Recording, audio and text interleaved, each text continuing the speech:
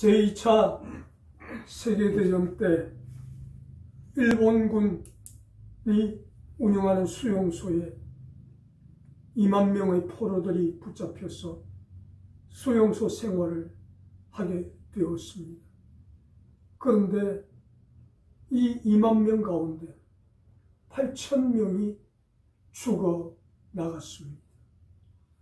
그래서 왜 8천 명이나 되는 많은 사람이 수용소에서 죽음을 맞이했을까? 조사를 해보았더니 절망 때문이었다라는 통계가 나왔습니다. 이제 이 수용소에 갇혀서 우리가 집으로 돌아가거나 여기서 나간다는 것은 불가능하다. 그렇게 생각하고 절망 가운데 빠지다 보니 이 절망이 그 포로들의 생명을 앗아가서 2만 명 가운데 8천 명이 절망으로 인해서 죽었다라는 통계가 나옵니다. 그러나 또 반면에 이러한 절망적 상황 속에서 나는 꼭 이 수용소에서 살아남아서 온 세계를 다니면서 이 수용소의 실상을 알리겠다라고 결심한 한 사람이 있었습니다. 스위스의 유명한 심리학자인 빅터 프랭클린 박사가 그 일본군 수용소에 갇혀서 상황은 절망이지만 하나님께서 이 상황을 종식시켜 주시고 나를 살아남게 하셔서 이 수용소를 나가게 하는 그날 내가 온 세계를 다니면서 이 수용소의 실정을 알릴 것이다. 이런 희망을 안고 절대 절망을 이기며 버텨내었더니 그가 고백한 대로 그는 살아남았고 그리고 수용소에서 나가서 온 세상을 다니면서 이 일본군 수용소의 처참한 환경을 사람들에게 간증을 할 수가 있었습니다. 이처럼 절망이라고 하는 것은 우리 사람들을 집어삼키는 그러한 흉악한 것이 될 수밖에 없다라는 것을 우리에게 보여줍니다. 우리가 읽었던 오늘 본문의 말씀에도 이런 절대 절망의 상황에서 절대 희망을 바라보며 끝까지 살아남은 한 사람 다윗에 대해서 소개를 하고 있습니다. 시편 23편 표제어에 다윗의 시라고 기록이 되어 있습니다. 신학자들은 시편 150편 가운데 이 시편 23편이 주옥과도 같은 가장 아름다운 시편이라고 고백합니다. 절대 절망의 상황에서 이렇게 아름다운 시를 기록할 수 있었던 다윗, 어떻게 해서 이 일이 가능한가? 상황은 절대 절망이지만 이 절망적 상황에서 나를 절대 희망으로 바꾸어 놓으실 것이라는 하나님에 대한 소망과 믿음과 신뢰를 가졌을 때 상황과 환경은 절대 절망이지만 가장 아름다운 시편을 기록할 수가 있었다라는 것입니다. 그래서 이 시편 23편은 다윗이 사울 왕에게 쫓겨다니면서 고비마다 죽음의 고비가 있었고 질병의 고비가 있었고 원수들의 고비가 있었고 그래서 어느 한 곳 둘러보아도 희망을 찾아볼 수 없는 그러한 절망적 환경 속에서 이렇게 아름다운 시편을 기록할 수가 있었다라는 사실입니다. 나이 17살 때 사무엘 선지자로부터 기름 부음을 받고 하나님이 너를 이스라엘의 왕으로 세우실 것이다. 이 말을 들은 지가 13년이나 되었는데 아직까지 왕의 자리에 오르지도 못하고 있었습니다. 그런데 그 절망의 13년을 끝까지 견뎌내었더니 드디어 사울이 전쟁에서 사망을 하고 다윗이 제2대 이스라엘 왕이 되어서 나이 70이 될 때까지 40년을 통치하면서 이스라엘의 성군이라고 불리는 그런 왕이 될 수가 있었던 것입니다. 창세기 말씀에 요셉도 마찬가지입니다. 하나님께서 요셉에게 꿈과 비전을 주셨습니다. 그런데 꿈과 비전을 받은 지 13년이 되었음에도 불구하고 그 꿈은 이루어지지 않았습니다. 그렇게 절망적 상황에서 13년을 견뎌내었을 때 요셉도 애굽의 총리가 되어 온 애굽을 구원하고 자기 민족을 구원하는 그러한 애굽의 총리가 될 수가 있었습니다. 이렇게 다윗도 요셉도 그 절망적 환경을 끝까지 견뎌내었을 때 이스라엘의 왕이 될 수 있었고 애굽의 총리가 될 수 있었습니다. 우리들도 마찬가지입니다. 오늘 본문에 소개되는 다윗처럼 어느 한 곳 둘러보아도 희망을 찾을 수 없고 절망적 환경을 만날 때도 있을 것입니다. 그러나 이 세상 사람 가운데 누구라서 다윗처럼 23년의 절망적 상황을 견뎌낼 수 있겠는가? 우리는 고작 한 번, 두 번 절망을 만나면 쉽게 인생을 포기합니다.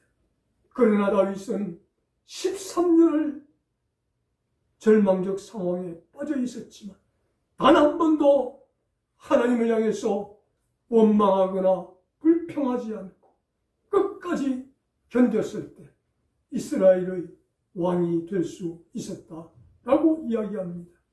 그러면서 오늘 이 본문을 통해서 우리 모두에게 다윗은 교훈합니다.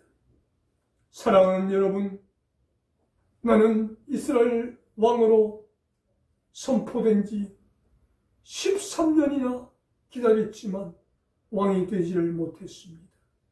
죽음의 절망이 나를 찾아왔습니다. 질병의 절망이 나를 찾아왔습니다. 그때마다 인생을 포기할 수밖에 없는 절망적 상황이었지만 끝까지 하나님을 믿고 신뢰했을 때 하나님은 13년 만에 나를 이스라엘 왕으로 삼아 주셨습니다. 여러분도 저처럼 절망적 환경을 만나면 절대 희망으로 바꾸어 주실 그 하나님을 바라보며 절망을 이겨 나가시기를 바랍니다. 그렇게 우리에게 소개합니다.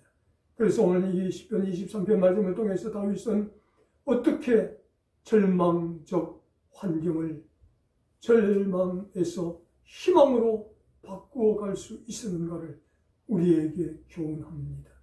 첫 번째 다윗은 고백합니다.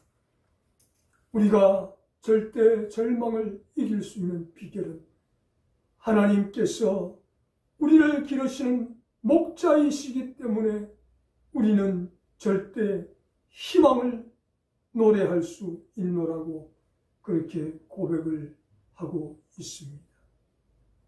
1절, 2절 말씀을 통해서 양은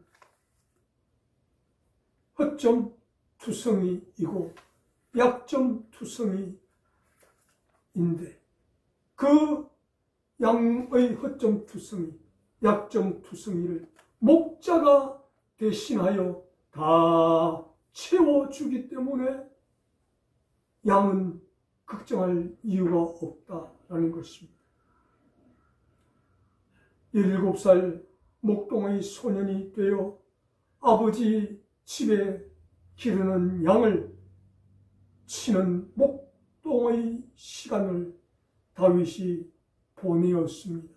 그래서 누구보다도 이 양에 대해서는 전문가요, 박사였던 다윗이었습니다.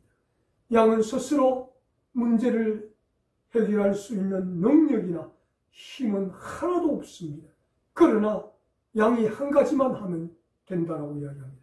그것은 어디 목동, 목자를 바라보며 그 목자가 시키는 대로 이끄는 대로 순종하기만 하면 어떤 위험 가운데서도 안전할 수 있다라는 것입니다. 그래서 자신을 길러주는 목자 다윗을 따랐을 때, 다윗을 주목했을 때 한 마리의 양도 낙오되지 않고 끝까지 살아남을 수 있었다라고 그렇게 이 목동의 시절을 떠올리며 다윗이 우리에게 고백하며 간증하고 있다는 사실입니다.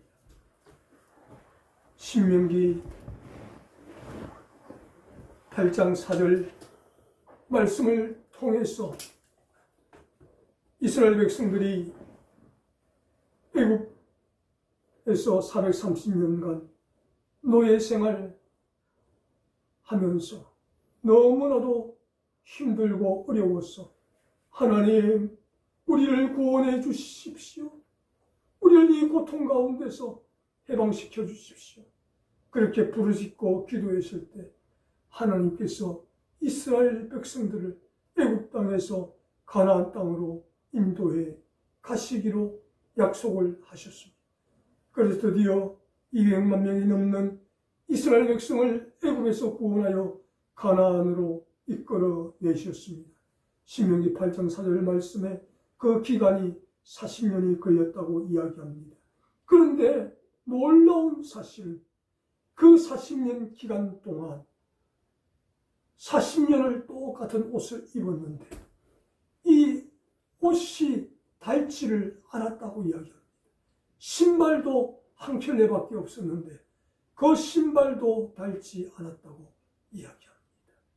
그리고 무엇보다도 그 광야 험한 여정을 걸어갈 때 발이 물집 잡히거나 상처나거나 하는 부르트지 않는 은혜를 하나님께서 허락하셨다라고 말씀합니다. 어떻게 이 일이 가능했습니까?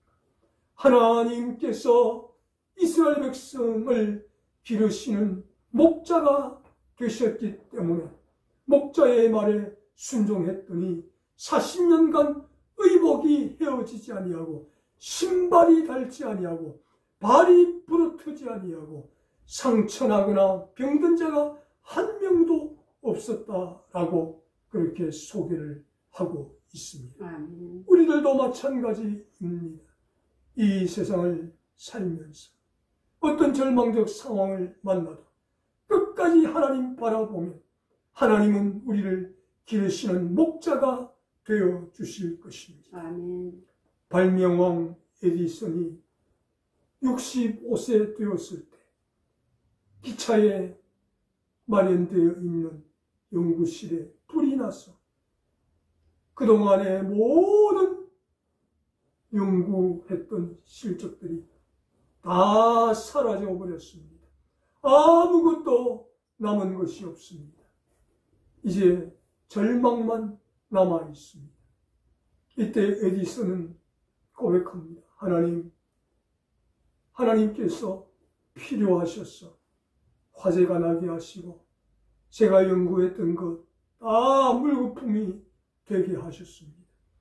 그러나 하나님, 저는 하나님을 믿습니다. 초심으로 돌아가서 다시 연구를 시작하겠습니다. 그렇게 해서 아무것도 없는 절망적 상황에서 연구를 처음부터 다시 시작했을 때 화재가 나고 꼭 1년 후에 에디슨이 축음기를 발명하게 되었습니다. 불티나게 팔려나갔습니다.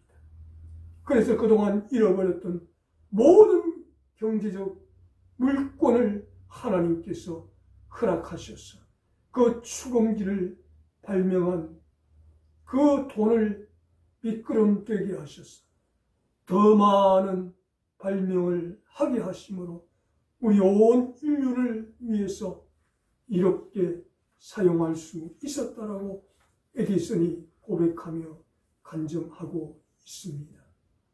부모가 자식을 낳아서 기를 때에 그 자식을 위해서 주는 것 어느 하나 아까운 것이 없습니다.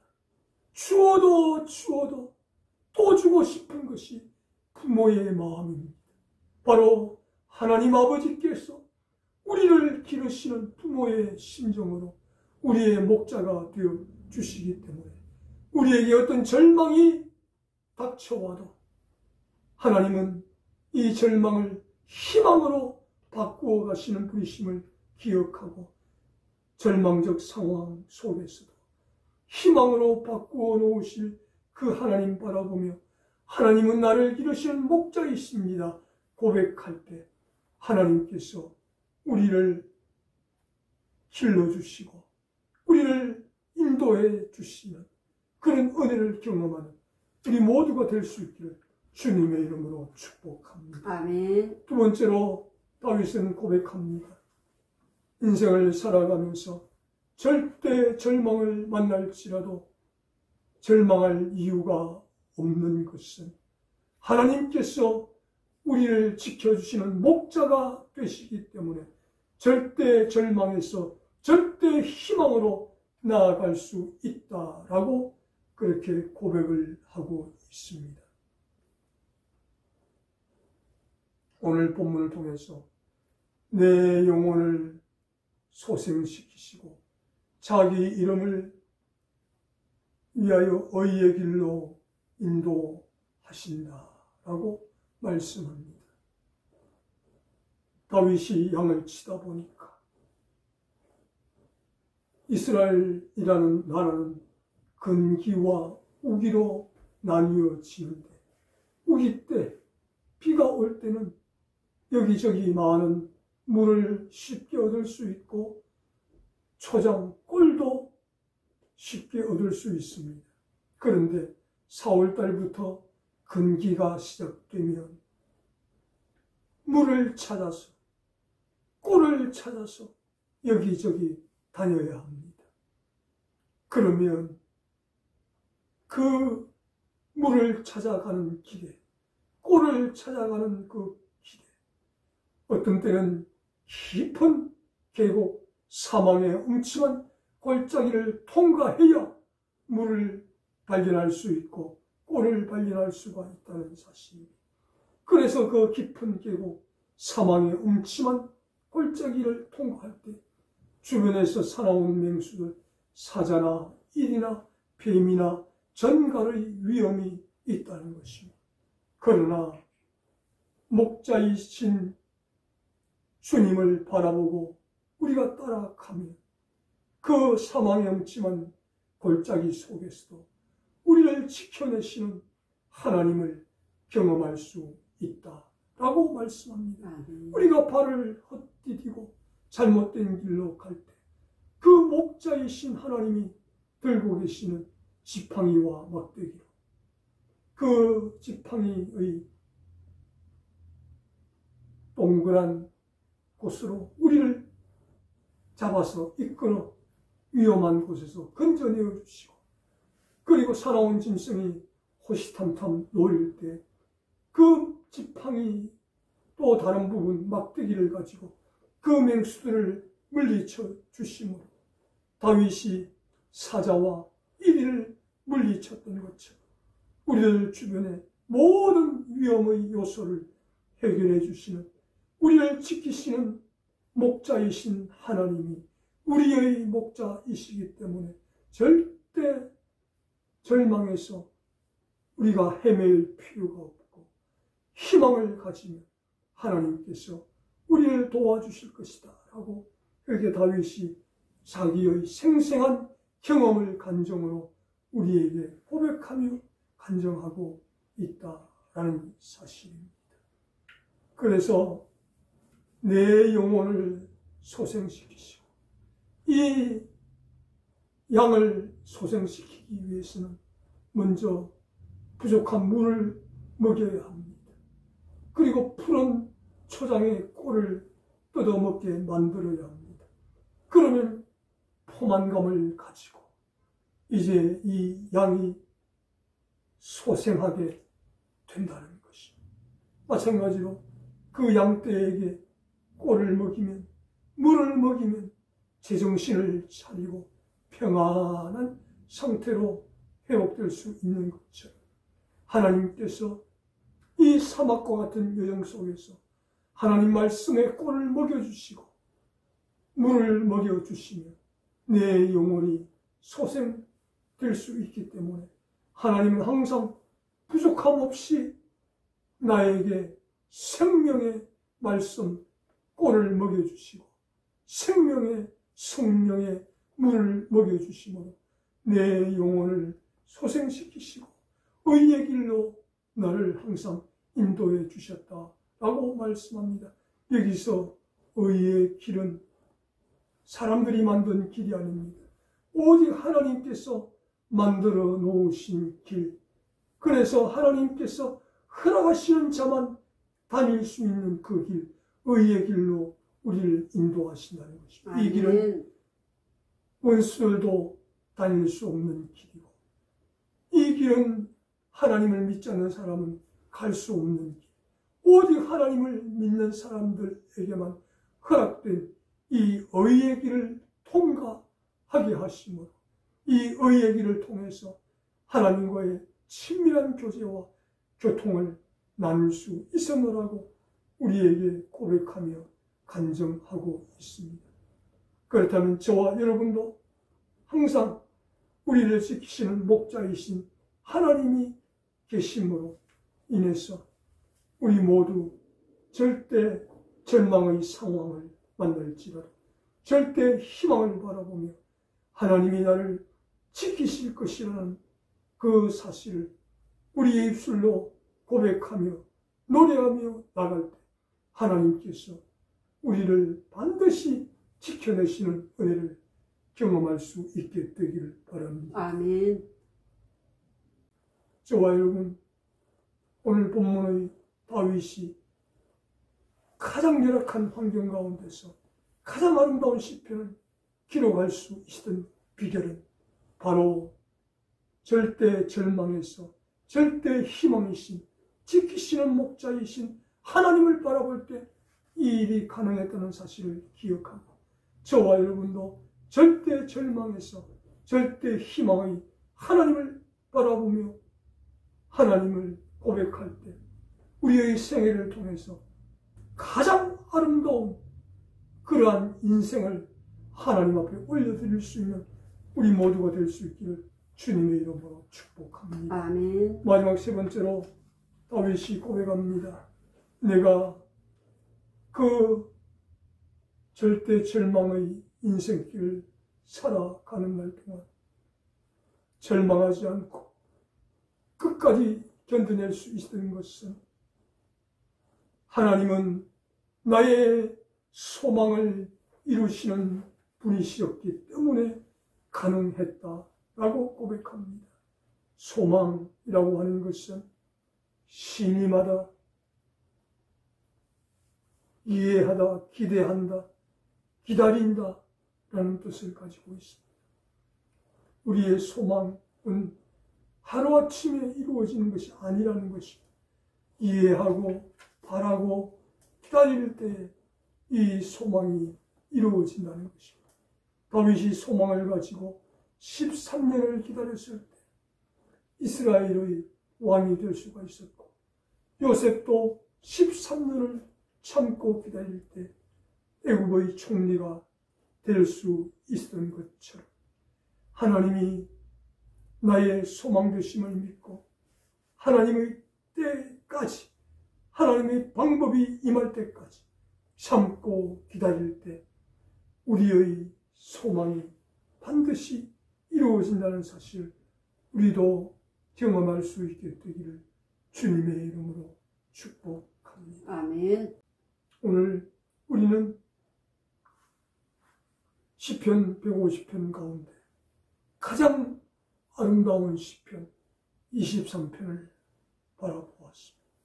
그런데 사람들은 이 23편을 읽으면서 그 배경은 아예 생각조차 하지 않습니다.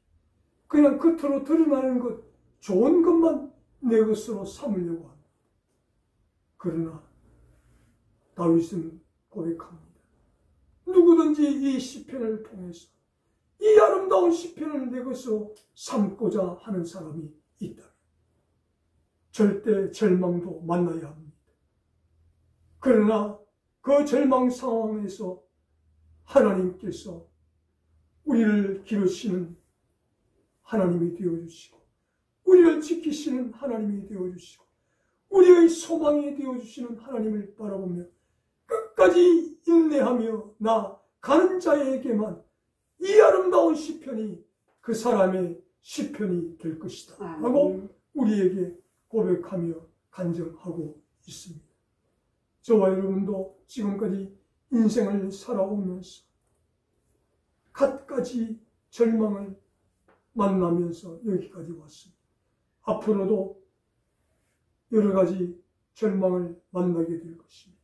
그때마다 오늘 시편 23편을 떠올리면서 우리가 절망할 수 없는 이유는 우리의 모든 환경을 희망으로 바꾸어 놓으신 하나님이 계신다는 사실을 꼭 기억하시기를 바랍니다. 아멘. 그래서 하나님 앞에 하나님 저에게도 다윗의 인생과 같이 개입하여 주셔서 나를 기르시는 하나님 되어주시기를 바랍니다. 나를 지키시는 하나님이 되어주시기를 바랍니다. 아멘. 내게 소망을 주시는 하나님 되어주시기를 바랍니다. 아멘. 그렇게 끝까지 인내하며 나아갈 때 반드시 우리의 절망을 절대 희망으로 바꾸어 주시는 하나님의 은혜를 경험하는 우리 모두가 될 수 있기를 주님의 이름으로 축복합니다. 아멘.